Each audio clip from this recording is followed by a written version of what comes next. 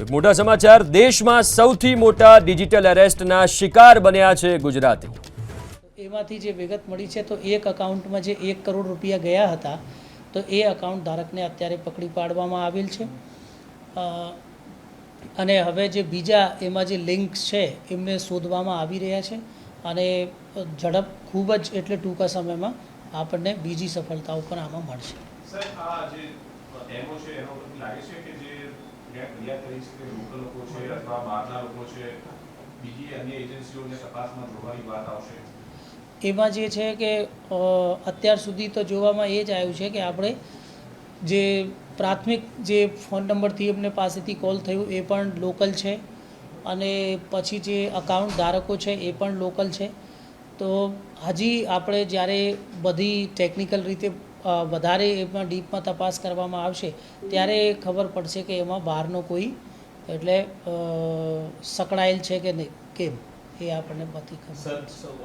આખો ઘટનાક્રમ ક્યારથી શરૂ થાય છે, કેટલા સમય સુધી મહિલાને ડિજિટલી એરેસ્ટ રાખવામાં આવ્યા અને કેવી રીતે આરોપીઓ દ્વારા તબક્કાવાળા પૈસા પડાવવામાં આવ્યા કે એકી સાથે એમને લગભગ માર્ચના મહિનામાં ડિજિટલ એરેસ્ટ કરવામાં આવેલ. ત્યારે એમને પહેલો કોલ થયું જેમાં એમને ધમકાવવામાં આવ્યું કે તમારું જે મોબાઈલ નંબર છે એ અમુક ગતિવિધિઓમાં સંકળાયેલ છે એટલે તમારી ઉપર ટ્રાઈનો કેસ ચાલશે, તમે અરેસ્ટ કરવામાં આવશે. એવી રીતે માર્ચથી એમને સાથે આ વાતો શરૂ થઈ. પછી એમને પાસેથી ધીરે ધીરે કે તમારું આ કેસનો નિકાલ થઈ જશે, તમારી પાસે જે પૈસા છે એ અમારા અકાઉન્ટમાં કરાવી દો. એવી રીતે ધીમે ધીમે એમને પાસેથી પૈસા લેવામાં આવ્યા. પછી લગભગ જૂન સુધી આ જે ડિજિટલ અરેસ્ટનો કિસ્સા છે એ એમને સાથે ચાલુ. લગભગ 3 મહિનાથી વધારે એમને સાથે આ આખું પ્રકરણ એ લોકોએ ચલાવ્યું છે.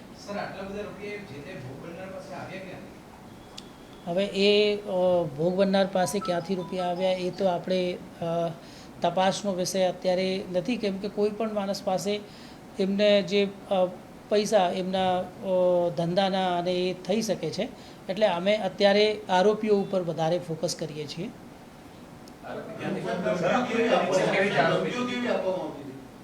ધમકીઓ એટલે એ જ, તમે અરેસ્ટ કરી લેવામાં આવશે, તમારું જે ફોન નંબર છે એ પોર્ન એક્ટિવિટીઝમાં બીજી એક્ટિવિટીઝમાં સંકળાયેલ છે, એવી પ્રકારની ધમકીઓ કે તમે અરેસ્ટ થઈ જશો, પછી તમે કોઈને કહેશો તો જે આ માણસ સાથે તમે ઇન્ફોર્મેશન શેર કરશો તો એ માણસને પણ અરેસ્ટ કરી લેવામાં આવશે. એટલે એવી પ્રકારની ધમકીઓ એમને આપવામાં આવેલ હતી. પહેલો જે કોલ આવ્યો હતો એની અંદર એવી ધમકી આપવામાં આવી હતી કે એન્ટી નેશનલ એલિમેન્ટ્સ અથવા એ પ્રકારના મેસેજ તમારા ફોન પરથી સ્પ્રેડ થાય છે સોશિયલ મીડિયા ઉપર. આવી કઈ વિગતો સામે એમને ફરિયાદી લખાવી છે કે કયા પ્રકારે તેમને ધમકી આપવામાં આવતી હતી, શું એ લોકો કહેતા હતા? તમારો એટલે જે ફોન નંબર છે એ જે પોર્નોગ્રાફિક વિડીયોમાં સ્પ્રેડ કરવામાં આવ્યું છે સામે, એ એમને કહેવામાં આવ્યું હતું.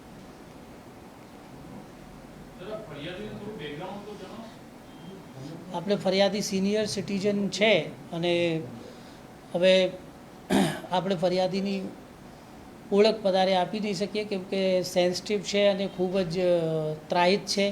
તો અત્યારે એમને મેન્ટલ સપોર્ટની જરૂરિયાત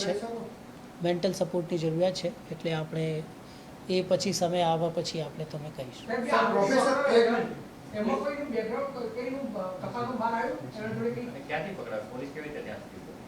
પોલીસને તો જે અકાઉન્ટ મળ્યા કે 30 અકાઉન્ટ જેમાં પૈસા જમા કરાવ્યા, તો એટલે અકાઉન્ટ્સની શોધખોળ કરી કોના નામે છે, શું નથી, તો એમાં એ આરોપી પકડાઈ ગયા છે.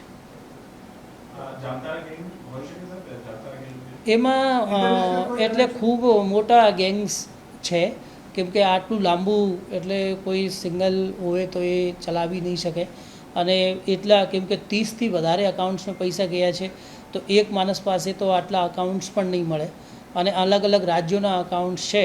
તો આમાં ગેંગ ખૂબ જ મોટું સક્રિય છે એવું લાગે છે.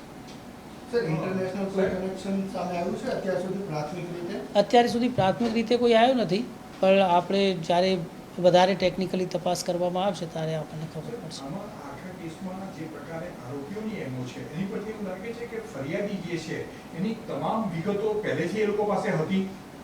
એ આજના જે ડિજિટલના યુગ છે અને જે સાયબર સ્પેસમાં જેવું દેખાય છે તો ફરિયાદી જે કોઈ વિક્ટિમ છે એમના વિશે વધારે આપણે જાણી લેવાનું કોઈ મુશ્કેલ નથી, કેમ કે સોશિયલ મીડિયા પર દરેક માણસ એટલું બધું એક્સપોઝ છે કે એમની બધું વિગતો સોશિયલ મીડિયા પર ઉપલબ્ધ હોય છે. અને અમુક જગ્યા આપણો ડેટા લીક પણ થાય છે, અમુક જગ્યા ડેટા લીક સિવાય પણ આપણે આગળથી એટલું બધું ડેટા સોશિયલ સ્પેસમાં આપેલું હોય છે કે આપણું બધું ડેટા જે કોઈ પણ છે એ સોશિયલ એન્જિનિયરિંગ કરીને એક્ઝેક્ટ આપણને વિક્ટિમ કોને બનાવવાનો છે એ નક્કી થઈ શકે છે.